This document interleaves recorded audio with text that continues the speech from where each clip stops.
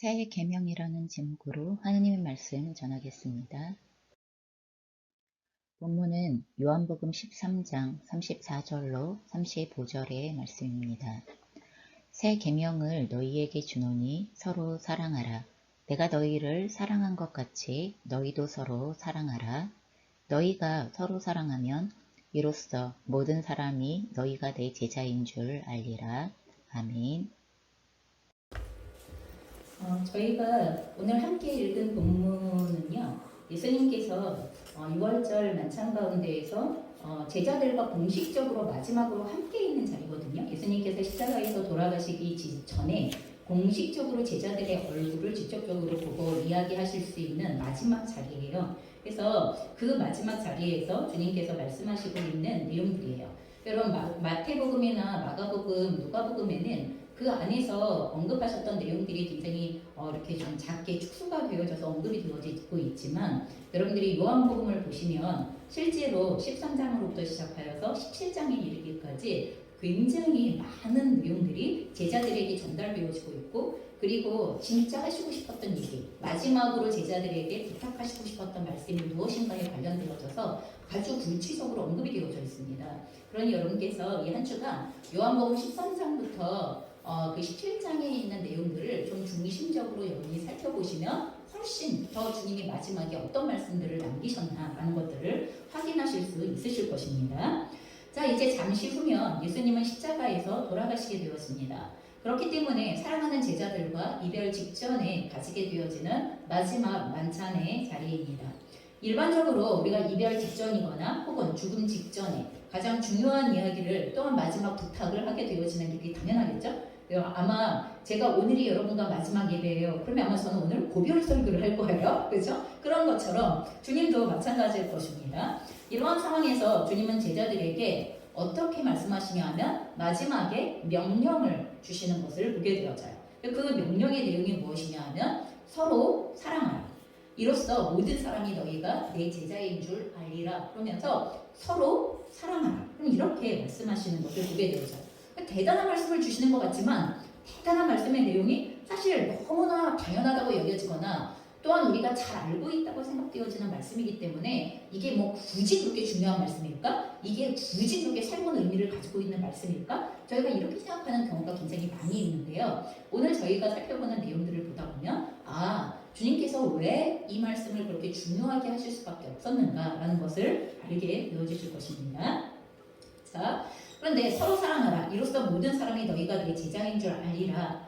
여러분 이렇게 명령하시는데 주님의 명령에 이상한 단서가 하나 붙어 있습니다. 어떤 단서가 붙어 있냐 하면 서로 사랑하라는 계명에 새 계명을 주노니 라는 단서가 붙어 있어요. 이 서로 사랑하라는 말이 새 계명을 주노니 라는 이 단서 속에서 이 명령이 새로운 명령이라고? 라고 우리가 이렇게 대면되어질 수밖에 없고 이상히 여길 수밖에 없는 단서가 붙게 되어진다는 것입니다. 너무나 익숙하고 잘 알고 있는 말씀인데 왜 새 계명을 주신다라는 단서가 붙게 되어졌을까? 고민이 되셔야 되죠? 고민을 해보셔야만 하는 것입니다. 여러분 사실 사랑하라는 계명은요 이미 구약의 율법에 있는 계명이에요. 가장 우리가 잘 알고 있는 말씀 레위기 19장 18절에 보면은요 원수를 갚지 말며 동포를 원망하지 말며 내 이웃 사랑하기를 내 자신과 같이 사랑하라. 나는 여호와니라. 이렇게 말씀하시면서 내 이웃 사랑하기를 내 자신같이 하라. 익숙한 말씀이죠? 그러면 이게 레위기에 이미 있는 말씀이에요. 그리고 이 말씀을 예수님도 직접적으로 신약에서 인용하셨어요. 그래서 마태복음 22장 37절에서 40절 보면 예수께서 이르시되 내 마음을 다하고 목숨을 다하고 뜻을 다하여 주 너희 하나님을 사랑하라 하셨으니 이건 신명기의 말씀이에요. 이 부분은 이 신명기의 말씀과 그리고 나서 이것이 크고 첫째 되어지는 계명이요 둘째도 그와 같으니 내 이웃을 내 자신과 같이 사랑하라. 이게 지금 레위기의 말씀을 인용하고 있는 거죠. 이 두 계명이 온 율법과 선지자의 강령이니라 라고 하면서 실제로 바리새인들이 그리고 서기관들이 예수님에게 구약의 모든 말씀을 한마디로 말하면 뭐라고 이야기할 수 있습니까? 라고 물어보았을 때 그때 예수님께서 하신 말씀이 이 신명기의 말씀과 레위기의 말씀 두 가지를 합쳐서 바로 하나님을 사랑하는 것과 이웃을 내 몸과 같이 사랑하는 거야. 이렇게 알려주셨던 내용을 이미 예수님도 그러면 사용하셨다는 것입니다. 그렇다면 오늘 우리가 읽은 본문에서 주님께서 이 서로 사랑하라라는 말씀을 하실 때 어쩌면 이렇게 말씀하셔야 돼요. 이미 내가 앞서서 율법에서 말했던 것과 같이, 그럼 이렇게 말씀하시거나 내가 전에도 너희에게 한번 말했던 것과 같이 뭐 이렇게 얘기하셔야 그게 정상일 것 같이 여겨지는 그런 말씀이세요. 이게 오히려 자연스럽다고 여겨질 수 있죠.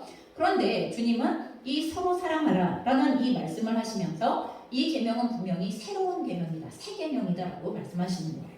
그래서 구약에서 언급되어졌었던 사랑하라라는 계명과 다른 차원의 서로 사랑하라라는 명령이 우리에게 주어지고 있다는 것을 우리가 생각해 보셔야 하는 거예요. 이게 지금 두 개가 겉모양 같은 것처럼 보이는데 내용적인 면이 다르다는 것에 대하여서 우리에게 알려주시고 싶은 것입니다.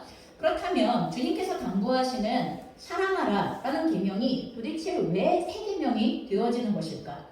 그럼 성경을 우리가 좀 더 자세히 보면은요, 이 주님께서 하신 명령에 대하여서 성경에서는 이 새 계명을 그의 계명, 다시 말해서 예수님의 계명이라고 이렇게 표현하시는 것을 보게 되어지는데 요한일서 3장 23절의 말씀이에요. 저희가 한번 같이 읽어볼까요? 요한일서 3장 23절입니다. 시작.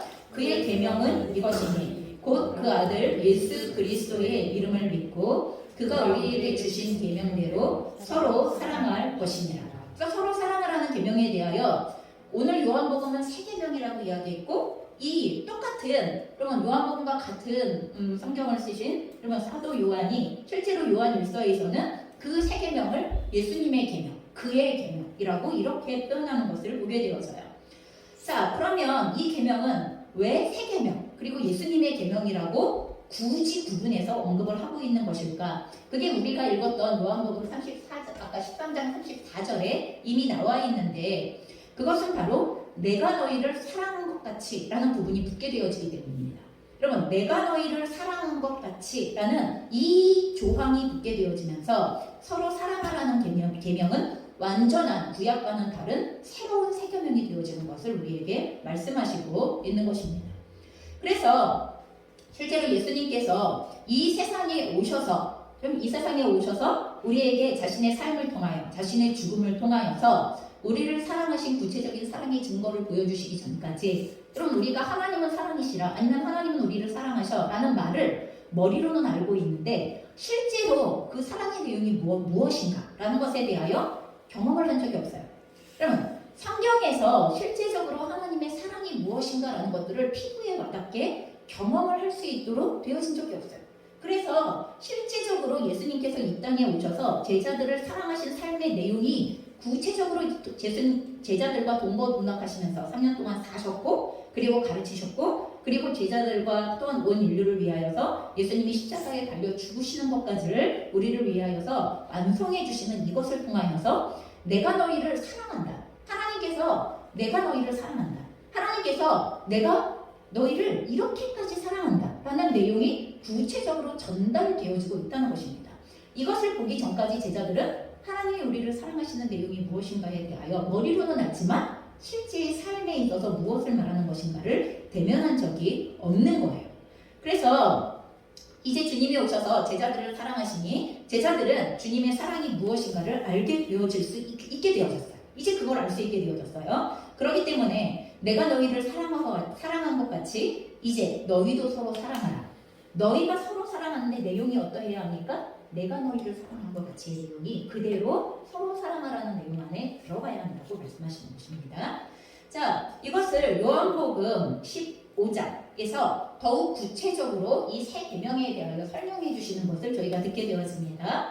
저희가 함께 12절부터 17절의 말씀 같이 읽겠습니다. 시작. 내 계명은 곧 내가 너희를 사랑한 것 같이 너희도 서로 사랑하라 하는 이것이니라.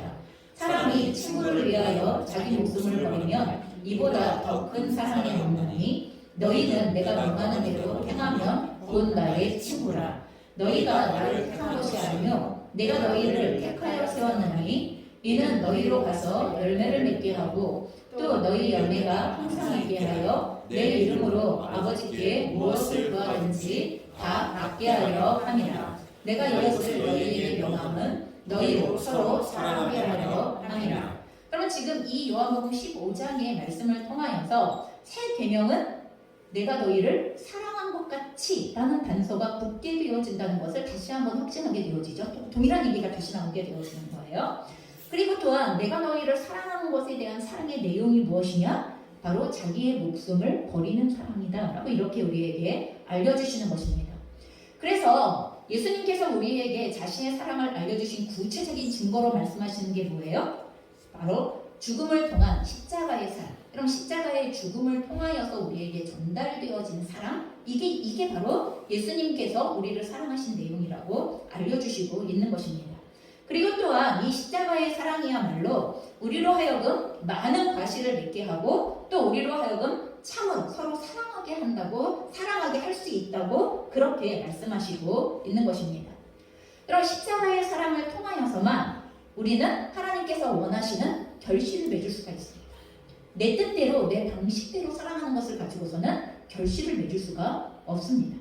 예수님께서 가르쳐 주신 사랑의 방식과 내용만으로 그럼 그렇게 살아가야지만 하나님께서 원하시는 열매로서의 그 결실들, 삶의 열매를 맺을 수가 있다고 알려주시는 거예요. 그리고 진짜로 서로 사랑할 수 있게 되어진다라고도 알려주시는 것입니다.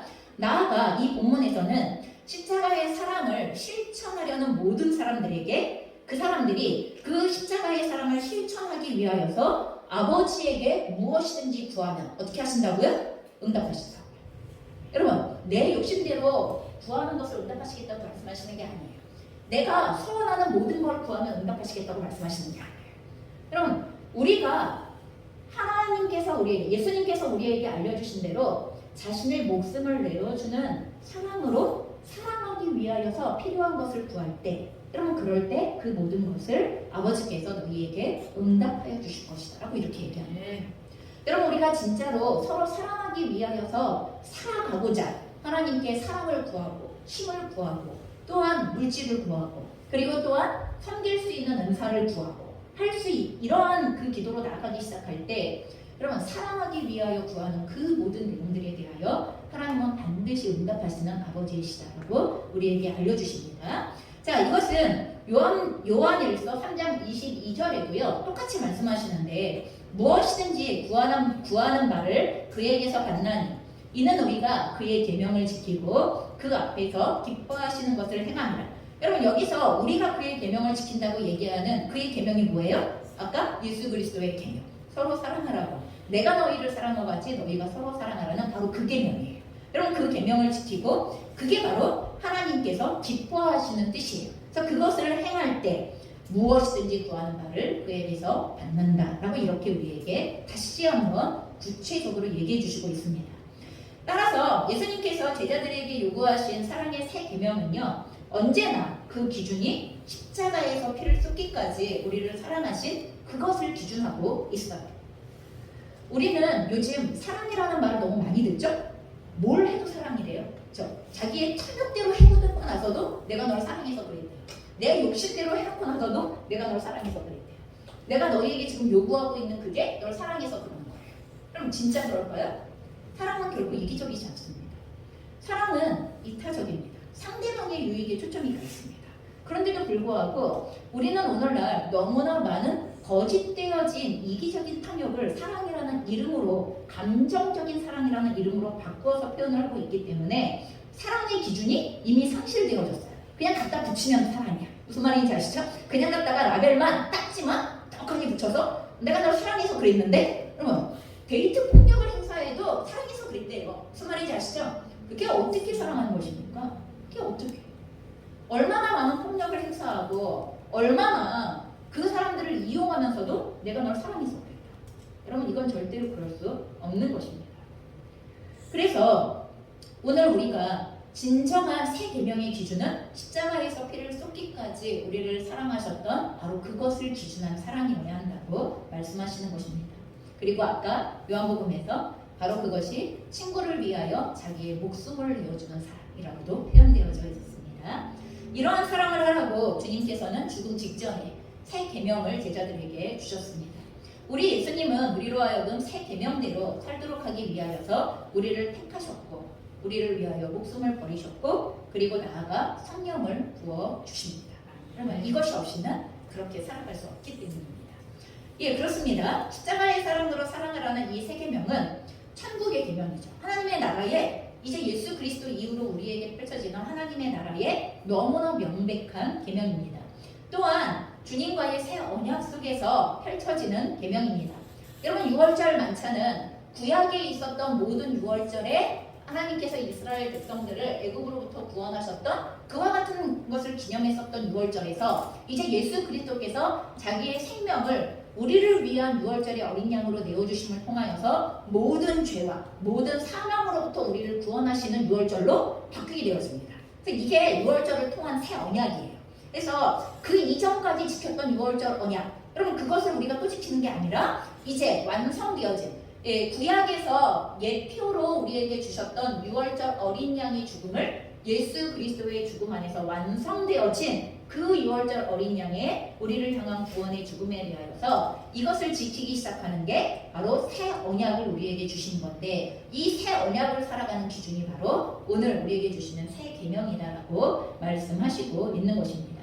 그래서 요한일서 3장 16절은 이렇게 우리에게 선포합니다. 그가 우리를 위하여 목숨을 버리셨으니 우리가 이로써 사랑을 알고 우리도 형제들을 위하여 목숨을 버리는 것이 마땅하니라. 여러분 이렇게 선포하시는 거예요. 예수 그리스도께서 우리를 위하여 목숨을 버리심을 통하여 우리는 이제 비로소 사랑을 알게 되어졌다는 거예요. 아, 사랑의 내용은 이런 거구나. 사랑은 이렇게 하는 거구나. 사랑은 여기까지 해야 되는 거구나 하는 것에 대한 그 깊이를, 그 넓이를, 그 높이를, 그리고 그 길이의 사랑을 우리에게 알려주심을 통하여 우리는 비로소 사랑을 알게 되어졌고, 그 알게 되어진 사랑을 가지고서 형제들을 위하여 목숨을 버리는 삶으로 나아가는 게 당연한 거다, 마땅한 거다. 여러분, 그래야 되지 않겠어? 이렇게 말씀하시지 않으시죠? 그죠? 너희가 새 계명대로 살아야 하지 않겠어? 그랬으면 좋겠네? 그럼 이렇게 말씀하시지 않으시죠? 마땅하니라. 그럼 마땅하다는 건 명령이고 그렇게 해야만 해 라고 우리에게 말씀하시는 내용인 겁니다. 여러분, 힘들어도 그렇게 하는 게 하나님을 인정하는 것이고, 그리고 하나님이 예비하신 복 가운데로 나아가는 길인 거예요. 그러면 그 길로 가야만 그 복이 있는 거야 라고 이렇게 알려주실 때 그 길이 힘들고 가고 싶지 않아도 가야 하는 거예요. 여러분, 이게 하나님의 권위에 순종한다는 이야기인 거고 하나님의 뜻에 순종한다는 이야기인 거예요. 그래서 모든 하나님의 뜻에 순종함 안에는 우리의 의지를 복종시키고 우리의 감정을 복종시키고 우리의 느낌을 복종시키고 우리의 경험을 복종시키고 하는 과정이 반드시 필요해요. 내가 원한다 원하지 않는다는 중요하지 않아요. 하나님의 명령 앞에서는 내가 그걸 원하지 않아? 이건 중요하지 않아요. 그걸 하라는 걸 하지 않으면 그 결과를 얻지 못하는 거고, 하라는 걸 하면 그 결과가 예정되어져 있는 거고, 그럼 이게 바로 하나님의 명령의 결과들입니다. 자, 그래서 또한 요한일서 4장 7절은요, 새 계명을 지키는 자들은 하나님께 속한 자들이 되어진다는 말씀으로도 한 번 더 우리에게 이 새 계명을 지킬 것을 말씀하세요. 그래서 같이 읽어볼까요? 요한일서 4장 7, 8절입니다. 사랑하는 자들아, 우리가 서로 사랑하자. 사랑은 하나님께 속한 것이니 사랑하는 자마다 하나님으로부터 나서 하나님을 알고 사랑하지 아니하는 자는 하나님을 알지 못하나니 이는 하나님은 사랑이십니다. 여러분, 그래서 우리가 이 새 계명으로서의 서로 사랑을 하는 삶을 지킬 때, 그 명령을 순종하고 지킬 때 나는 하나님의 사람이야 라는 것을 증거한다는 거예요. 내가 하나님의 사람이라는 걸, 하나님께 속한 사람이라는 것이 증거되어져 나타나는 것이다라고 이렇게 우리에게 선포하시고 있는 것입니다. 하나님께 속한 자임을 증거하는 사람은요, 십자가의 사랑을 행하는 자들이라는 뜻이죠. 오직 하나님께 속한 자들만 할 수 있는 사람이 있습니다. 세상의 모든 사람들은 절대로 할 수 없는 사람, 오직 하나님께만 속하여 있는 사람만 할 수 있는 그 사랑의 삶이 있는 것이고, 그 사랑의 삶이 바로 십자가의 사랑이 우리를 통하여 흘러가는 것이다라고 말씀하십니다. 그러므로 하나님께 속한 자로서의 증거, 다른 말로 하면 그리스도의 제자로서의 증거, 그것이 바로 새 계명, 바로 이 사랑, 이 사랑에 순종하는 삶이라고 우리는 말할 수 있는 것입니다. 자, 그럼 우리 그리스도인들은요, 그리스도인들이 세상 사람들과 구별되어지는 기준이 무엇이냐? 그럼 그건 주일날 예배실에 가는 게 아니에요. 여러분, 우리가 주일날 예배실에 가서 예배를 드리는 건, 여러분 그건 우리가 하나님 앞에 드릴 수 있는 사랑을 고백하는 방식 가운데 하나가 되어줄 수 있을지는 모르겠지만, 그러면 성경이 말하는 기준대로의 세상과 세상에 속한 사람들과 하나님의 사람들을 구별짓는 절대적인 기준은 아닙니다. 왜요? 우리는 예배실에 가서 예배를 드리고도 얼마든지 사랑하지 않는 삶을 살 수 있기 때문에. 그렇죠? 종교적인 의식을 행하고도 얼마든지 우리의 가정, 우리의 일터, 우리의 이웃들과의 관계 가운데에서, 우리의 형제들과의 관계 가운데에서 우리는 사랑하지 않는 삶을 살고 있는 경우가 굉장히 많기 때문에, 그럼 그게 기준이 되어줄 수는 없다는 것입니다. 세상 사람들은 할 수 없는 사람, 그럼 그것이 바로 오늘 예수님께서 우리에게 요청하시는 새 계명의 삶입니다. 여러분, 이 계명은 성령이 없는 사람들은 지킬 수 없습니다. 안다고 지켜줄 수 있는 게 아닙니다.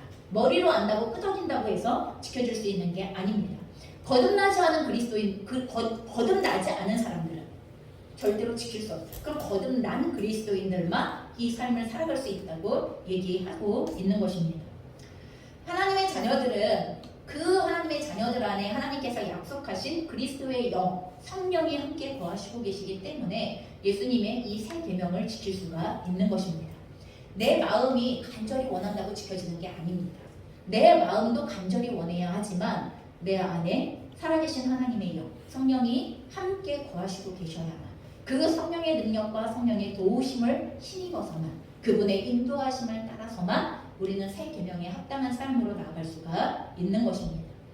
그러면 하나님의 영으로 사는 사람들만이 지킬 수 있는 계명, 그게 십자가의 사랑의 새 계명입니다.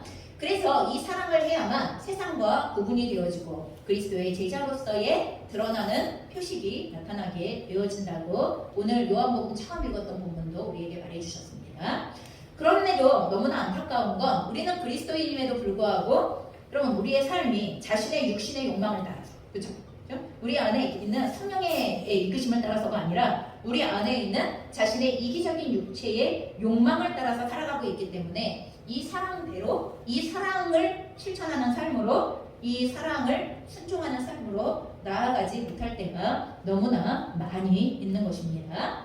그래서 오직 우리가 육신을 내려놓고, 육신의 생각, 육신의 욕망들을 내려놓고, 다른 말로 하면 그것들을 죽이고 라고도 표현하죠. 그걸 내려놓고 성령을 따라 살아가기 시작할 때에야만이 우리는 십자가의 사랑 가운데에서 살아갈 수가 있습니다. 그러면 우리가 육신의 욕심을 따라서 움직이는 모든 순간은 결코 이기적인 것을 벗어날 수가 없습니다. 나의 이기적인 욕망을 벗어날 수가 없고, 그리고 나의 이기적인 행동의 반경들과 마음을 벗어날 수가 없습니다. 그래서 새 계명은 우리에게 끊임없이 육신의 욕망을 버리고 기도를 통하여 하나님의 영의 충만함을 구할 것을 요청하게 되어집니다. 그리고 그 성령의 충만함을 따라 순종하는 삶으로 나아갈 것을 요청하게 되는 것입니다. 우리가 아침마다 일어나서 제일 먼저 해야 하는 기도 중에 하나가 무엇입니까? 하나님 생명을 주셔서 감사합니다 뿐만 아니라, 하나님 오늘 하루가 성령 하나님의 충만함 가운데에서 하나님 저의 삶이 본능의 육신의 욕망을 따라 살아가는 것이 아니라 내 안에 임하여 계시는 하나님의 인도함을 따라 살아갈 수 있도록 오늘도 저의 안에 충만히 임하여 주십시오라는 이 기도가 매일매일 필요한 이유죠. 그럼 매일매일 회개의 기도가 필요한 건 못지않게 매일매일 성령의 충만함을 사모하는 기도가 우리에게는 매일 필요합니다. 그리고 그분께서 순간순간 우리에게 어떻게 사랑해야 하는가를 알려주실 때마다 그것을 무시하지 않고 그것대로 따라가는 것이 또한 절실하게 필요한 것입니다. 더불어 중요한 것은, 여러분 이 새 계명은요, 오직 주님의 사랑을 맛보고 이해하고 누리고 믿는 사람들만 지킬 수 있다는 것입니다. 이게 굉장히 중요합니다. 하나님의 사랑을 받아 알고 누리고 맛보지 못한 사람들은 그 사랑의 내용이 무엇인가에 대하여 머리로는 아는데 실제의 삶으로는 이것을 경험해 본 적이 없기 때문에 그렇게 살기가 어려운 거예요.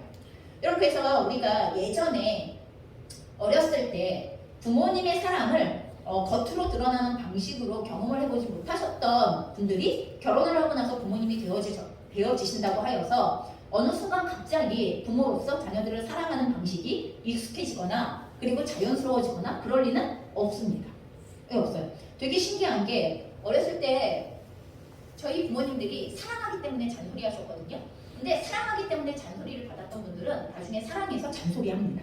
이게 되게 신기해요. 이게 방식이 그렇게 이미 내 안에 들어와서 이게 시스템이 되어져 버렸고 내 안에 익숙한 것이 되어져 버려서 어떤 분들은 막 윽박을 지르면서 이야기하시는 것을 내가 사랑하니까 그러는 거라고 얘기하죠. 근데 그 중심의 마음에 진짜 사랑하는 마음도 없는 건 아니에요. 없는 건 아니지만 그 사랑을 하는 방식이 잘못되어진 거죠. 표현하는 방식이 잘못되어졌고 실제로 어떻게 사랑해야 하는가를 배워본 적이 없기 때문에 이 배워보지 못한 모습 때문에 내가 마음에서는 나의 자녀를 너무 사랑하고 싶은데 하고 있는 일은 내 자녀를 너무 괴롭게 하는 일, 내 자녀를 너무 힘들게 하는 일, 그리고 내 자녀를 너무 억압하는 일, 아니면 내 자녀를 너무 방임하는 일, 이런 상황들이 벌어진다는 것입니다. 그런 것처럼 우리가 하나님께서 예수 그리스도께서 내가 너희를 사랑한 것처럼 이라고 얘기하시는 이 사랑의 내용을 우리가 받아 누리며 경험하셔야 됩니다. 그래야 그것을 사랑할 수가 있게 되어지는 거예요. 여러분 우리가 이러한 사랑을 사람에게서 찾으려고 하시면 안 됩니다. 물론 그리스도의 제자로 살아가려는 많은 그리스도인들이 새 계명대로 살기 위하여 애를 씁니다. 하지만 종종 실패하죠. 그렇게 애쓰지 않아서가 아니라 종종 실패가 있어요. 왜요? 인간은 기본적인 연약함을 갖고 있기 때문에 그래요. 육체의 연약함을 갖고 있고 그리고 의지의 연약함들을 가지고 있기 때문에 내 안에 정말 그리스도의 제자답게 새 계명대로 사랑하는 삶을 살고 싶어서 그렇게 사랑하는 순간순간들이 있어요. 그럼에도 실패하는 순간들이 있기 때문에 여러분 사람에게 이와 같은 새 계명의 삶에 완전한 사랑을 기대한다? 그러기는 어렵습니다. 나도 그럴 수 없는 것처럼 그 사람이 그럴 수 없을 때에도 우리는 이해하는 마음이 필요합니다. 아유 열심히 해보시려고 그러시다가 안 됐나 보다. 아우 평상시에 참 사랑으로 우리를 대하시는데 우리를 또한 나를 사랑으로 대해주는데 오늘은 좀 힘드신가 보다. 이렇게 얘기할 수 있는 여지들이 우리에게 있다는 거예요. 그래서 이 완전한 사랑을 사람에게서 찾고 사람에게서 누리려고 하면 그러면 우리는 언제나 실망하고 실패하는 경험들을 할 수밖에 없습니다. 하지만 이 완전한 사랑을 어디에서 대면하는 것입니까? 바로 주님이 우리에게 말씀하신 것처럼 내가 너희를 사랑한 것 같이 라고 하시는 이 말씀에서 대면해야 돼요. 그럼 주님은 어떻게 우리를 사랑하셨어요? 그게 로마서 5장에 있는 말씀이에요. 그럼 저희가 함께 로마서 5장 6절, 8절, 10절의 말씀 한 목소리로 같이 읽어보겠습니다. 시작! 우리가 아직 연약할 때에 기약대로 그리스도께서 경건하지 않은 자를 위하여 죽으셨도다. 우리가 아직 죄인 되었을 때에 그리스도께서 우리를 위하여 죽으심으로 하나님께서 우리에 대한 자기의 사랑을 확증하셨느니라. 우리가 원수 되었을 때에 그의 아들의 죽으심으로 말미암아 하나님과 화목하게 되었은즉. 여러분 여기에서 예수님의 사랑은 어떤 사랑이래요? 우리가 아직 연약했을 때예요. 여러분 연약하다는 건 자꾸 실패하고 넘어지고 그리고 자꾸 죄를 짓고 하는 상황들이 반복적으로 일어나고 있고 하는 것을 얘기해요. 하나님의 뜻을 알면서도 행하지 못하는 일들이 자꾸 반복적으로 일어나고 하는 이럴 때를 얘기하죠.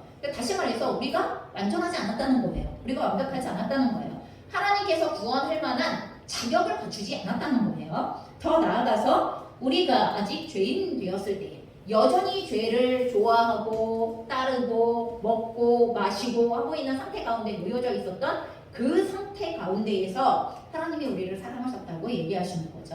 나아가서 우리가 하나님과 원수가 되었을 때 하나님께서 우리와 화목하기 위하여 자기를 내어주셨다고 얘기하시는 거예요. 여러분 우리의 불완전함과 죄악 그리고 하나님을 대적하여 원수로 행하고 있음에도 불구하고 우리를 위하여 죽으심으로 하나님께서 우리에 대한 자기의 사랑을 확증하셨다라고 성경은 오늘 우리에게 그렇게 말씀하시는 거예요. 그리스도께서 우리를 위하여 죽으심으로 하나님께서 우리에 대한 자기의 사랑을 확증하셨느니라. 그래서 우리가 하나님을 향하여 하나님이 언제 저를 사랑하셨어요? 여러분 이렇게 물어보시면 우리가 하나님께 그렇게 물어보시면 하나님은 다른 말을 하지 않으세요. 하나님은 제일 먼저 하시는 말씀이 이 십자가의 죽음을 우리에게 톡하니 보여주시면서 내가 너를 이렇게 사랑했지 않니? 라고 이렇게 보여주시는 거예요. 여러분 여기에서 하나님의 사랑을 발견할 수 없으면 다른 어떤 곳에서도 하나님의 사랑을 발견할 수 없어요.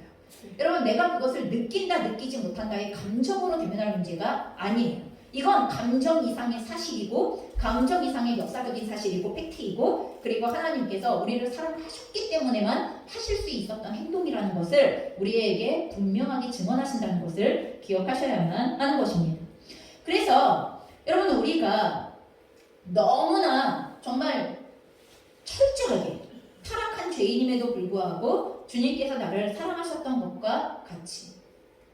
여러분 그렇게 생각하시면 안 돼요. 제가 뭘 그렇게 잘못했어요? 여러분 이렇게 생각하시면 안 돼요. 여러분 우리의 죄는 겉으로 드러나는 행위에 근거하는 것이 아니기 때문에 그래요. 그렇죠? 우리의 중심에 하나님과의 관계를 근거하는 것이 우리의 죄인 되어짐의 신분의 내용이기 때문에 그래서 우리가 하나님과의 관계가 올바르게 놓여져 있지 않고 또 하나님과의 관계가 올바르게 형성되어져 따라가고 있지 않은 모든 순간 속에 우리는 죄인으로 살고 있어요. 자, 그래서 철저하게 타락한 죄인임에도 불구하고 전 주님께서 나를 사랑하신 것 같이, 그렇죠? 오늘 이 로마서 5장의 말씀을 통하여 우리에게 보여주신 것 같이 주님은 우리에게도 말씀하시는 거죠. 이제 나도 형제가 연약함에도 불구하고, 그렇죠? 연약함에도 불구하고 그가 여전히 죄를 짓고 있음에도 불구하고 그리고 나아가 나에게 원수처럼 행하여서 해를 입히는 상황이 있음에도 불구하고 먼저 사랑하라고 우리에게 명령하시고 있다는 것입니다.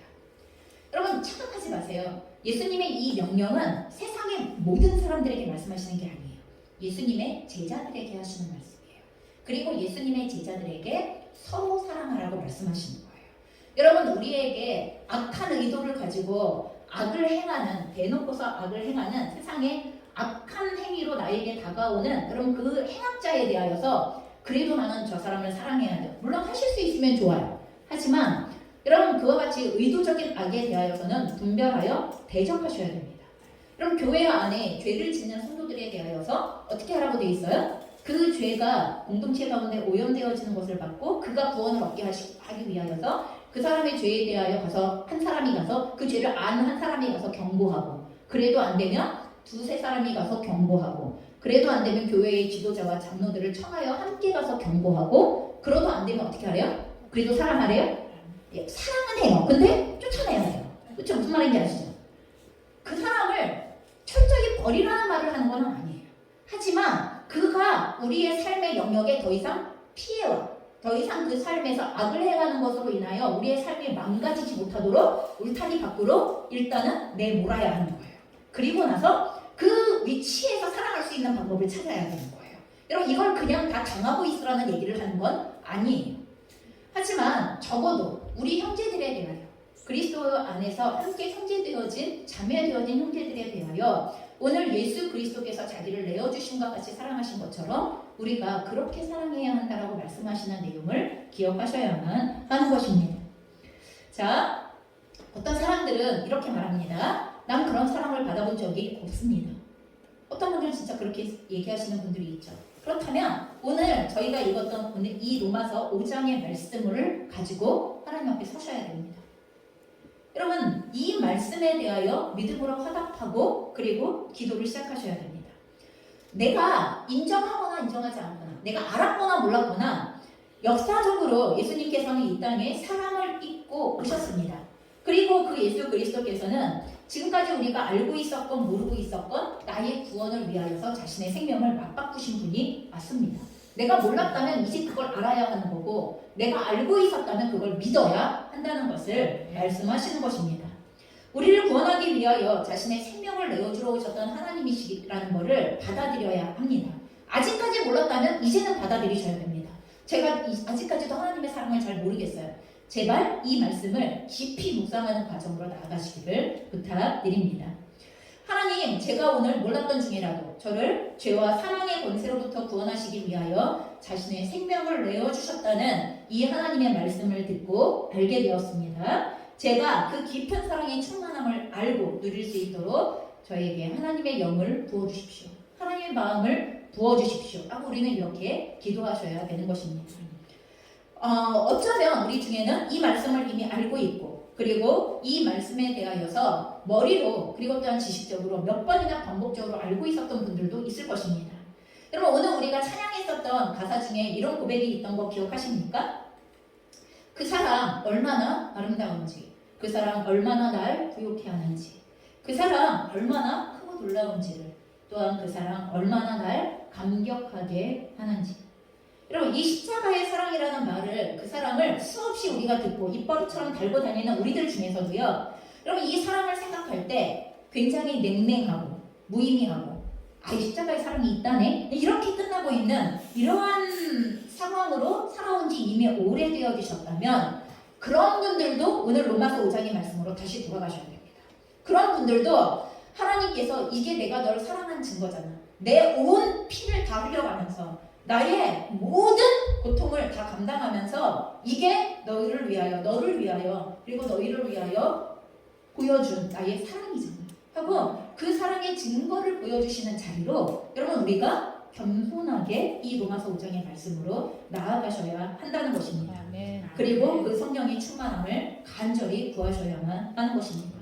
그럴 때 이 십자가의 그 사랑을 생각할 때 우리 안에서 하나님 제가 무엇이기에, 주님 제가 무엇이기에 주님이 저를 구원하시려 자신을 낮추어서 이 땅에 오셔서 그 고통을 감당하시고 또한 자신의 목숨까지를 내어주셨습니까? 여러분 이렇게 말할 수 있어야 합니다. 여러분 이렇게 그분 앞에 그 십자가의 그 사랑의 내용이 너무나 아름다워서 너무나 날 부유케 하는 것이 믿어져서 그리고 그 사랑이 너무나 크고 놀랍고 감격스러워서 주님 제가 과연 무엇이던데 주님 저를 위해서 그러셔야 했습니까? 그리고 저를 위하여서 그렇게까지 해주셨던 하나님의 사랑은 도대체 어떤 마음인 것입니까? 라는 것에 대하여 알기를 원한다. 하나님 제가 누리기를 원한다. 하나님 제가 그 안에 거하기를 원한다. 하나님께 간절히 기도하셔야 할 필요가 있고 하나님의 영을 구하시고 하나님의 마음을 구하셔야만 한다는 것입니다. 여러분 우리가 이렇게 말할 수 있는 감격과 충만함이 밀려온다면 여러분 그 사랑과 감격 안에서 우리는 비로소 새 계명을 지키는 삶을 살아갈 수가 있게 되는 것입니다. 그 사랑이 우리 안에 실제가 되어질 때 우리는 비로소 내가 너희를 사랑한 것 같이 너희가 서로 사랑하라라는 이 새 계명 가운데로 나아가 순종할 수 있는 삶이 시작이 되는 것입니다. 우리 주님께서 자신의 죽음으로써 완성하신 새 계명, 내가 너희를 사랑한 것 같이 서로 사랑하라는 그런 이 말씀이 우리들의 삶에 구체적으로 실행되어질 수 있기를 주님의 이름으로 축원합니다.